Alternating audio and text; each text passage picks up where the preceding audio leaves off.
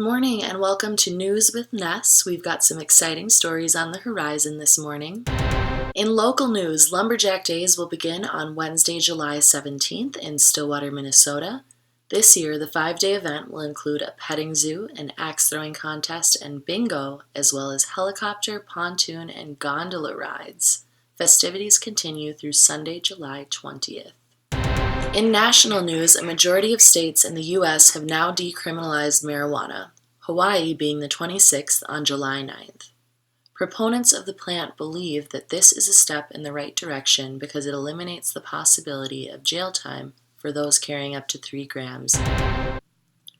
In international news, a billionaire named Abdullah al-Sheshi plans on dragging an iceberg via towboat from Antarctica to the United Arab Emirates.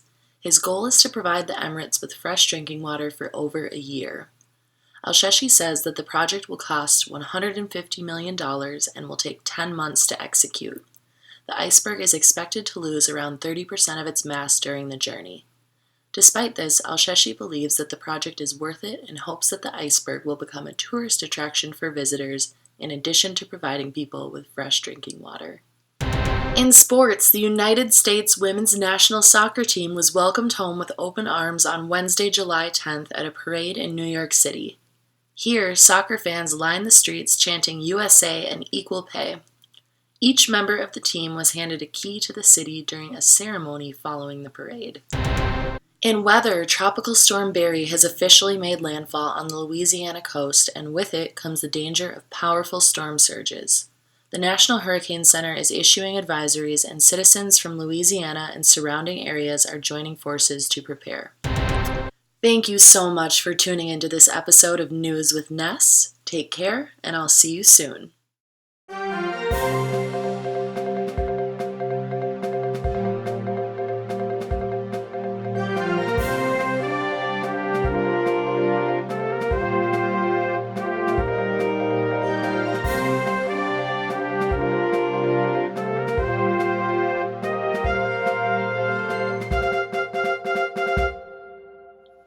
Hello and welcome back to News with Ness. I'm Emily. We're going to jump right into the stories of the day because we've got a lot. Here we go. Locally, the 17th annual Bastille Day Block Party took place in Minneapolis over the weekend. Here, individuals from near and far enjoyed live music, food, and drinks. A portion of the event proceeds went to People Serving People, an organization that provides emergency shelter to 99 homeless families every night in Hennepin County. Nationally, the lights in New York City have been turned back on after 73,000 people were left without power due to a massive outage. Individuals cheered in the streets, grateful that they could now drive, use the subway, and get around again safely. John McAvoy, the CEO of energy provider Con Edison, told The Guardian that the exact cause of the blackout would not be known until an investigation was completed. Fortunately, there were no injuries. Internationally, the number of endangered rhinos in Tanzania has risen from just 15 to 150 after a government crackdown on poaching. This is an increase of 1,000%, which animal activists are celebrating. In politics, a nun named Sister Norma Pimentel of the Catholic Charities Humanitarian Respite Center has been working to help newly released immigrants of detention centers in Rio Grande Valley. Over 150,000 people have come through the Respite Center's doors seeking help in the form of food, shelter, and support thus far. Sister Pimentel's hope is that Congress can see immigration as a humanitarian issue and find solutions that are respectful to all life and all people. In music, The Lion King will be coming out on July 18th, and with it, a soundtrack featuring vocals from Beyoncé, Donald Glover, Billie Eilish, and Seth Rogen. The classic Disney remake is one of the most anticipated films of this year. Thanks for tuning into News with Ness, and be sure to catch the next episode.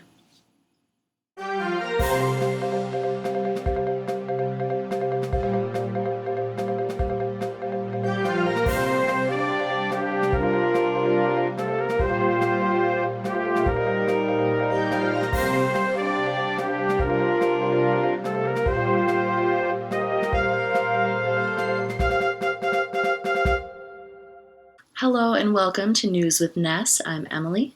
Today, I have the privilege of going to the Brian and Lisa Kelly residence to interview them about the ministries that they've started and maintained. Really, how it all started was I wanted to do activities for families. I was a Cub Scout leader, and I saw a lot of disconnection with families. I saw parents dropping their kids off rather than spending time with them. I saw kids just kind of wandering around, and I thought, why not facilitate something where parents were spending time with their children? So the four events are a Mother's Day event, which is we serve at a senior facility. We hand make Mother's Day gifts and cards. There is a summer event. That's our barbecue. We honor fathers, and every veteran and every active military eat first and free. And then we do a Christmas event, and we hand make Christmas cards and ornaments at a senior facility. And then we do an annual dinner, which is going to be in March next year. And we're going to do a meal and celebrate our ministry and talk about what we do. And we honor the longest marriage in the house. That's Very just cool. Yeah. So those are our four events. Well, my hope is that families will spend time together. It's very grassroots.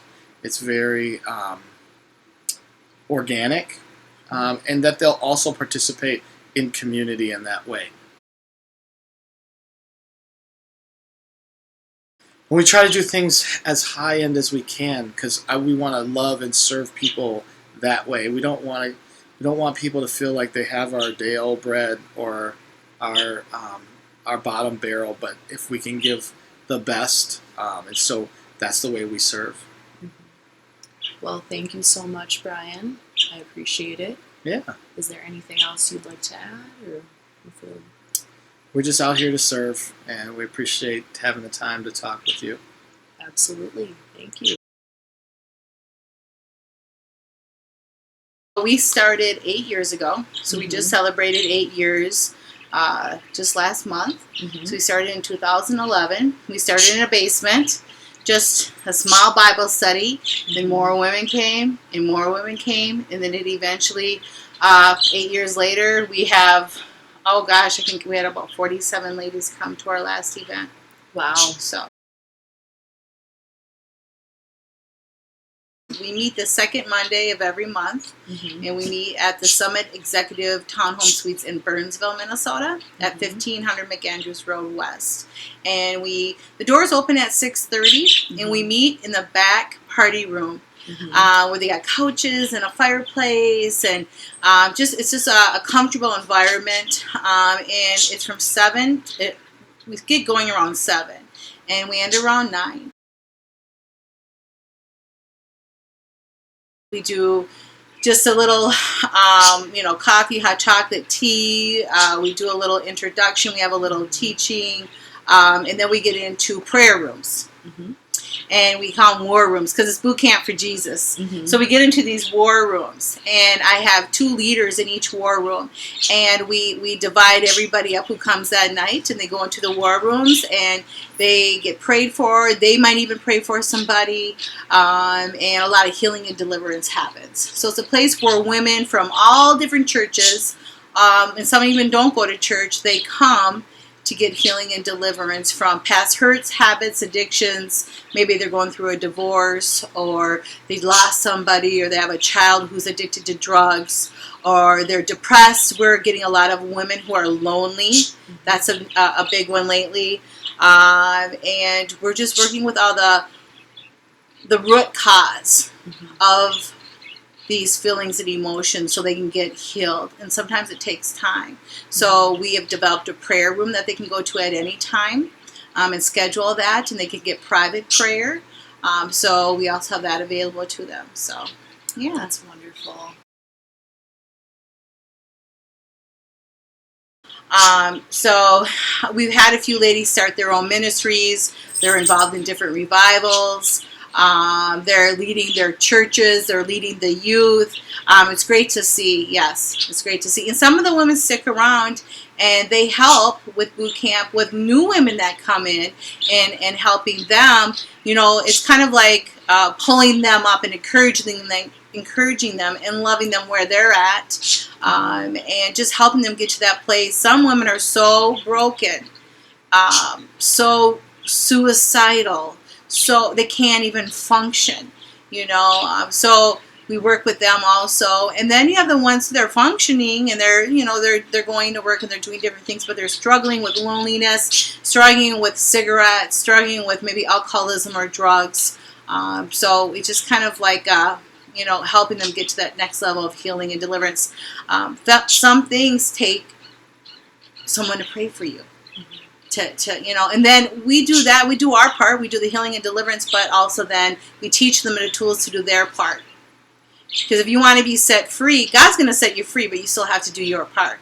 Mm-hmm. I've been clean for 14 years.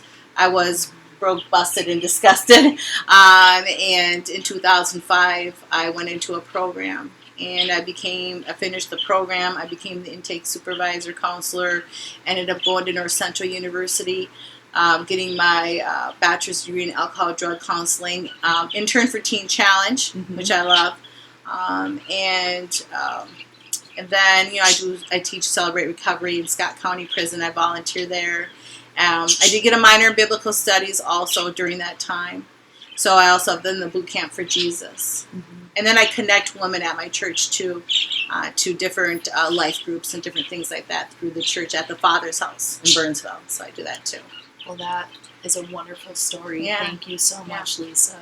Is there anything else you'd like to add or mention? I can't think of anything else. I would just, if anybody's out there who just maybe needs a hug or just mm-hmm. some encouragement, come and check us out. Mm-hmm. It's always different women coming.